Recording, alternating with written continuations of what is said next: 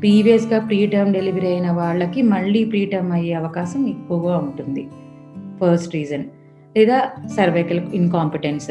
Cervix length షార్ట్‌గా ఉండి, ముందు ఒక సెకండ్ ట్రైమిస్టర్ అబార్షన్స్, ఏదైనా మిస్‌క్యారేజ్‌లు అయినప్పుడు నెక్స్ట్ ప్రీ టర్మ్ డెలివరీ అయ్యే అవకాశం ఎక్కువగా ఉంది. ఇంకా ఈ రోజుల్లో ఎవరు చూడట్లేదు గానీ, మనం మల్టీ పారస్ 4, 5 ప్రెగ్నెన్సీస్ తర్వాత లూజ్ అయిపోయి, లేదా ఆ సర్విక్స్ దగ్గర ఏదైనా మనం ఇంతకుముందు పాతగా సర్జరీస్ చేసినా, ఏమైనా సర్విక్స్‌ని మ్యానిపులేట్ చేసినా, ఆ సర్విక్స్ స్ట్రెంత్ పోయి ప్రీ టర్మ్ డెలివరీ అయ్యే అవకాశం ఎక్కువుంది.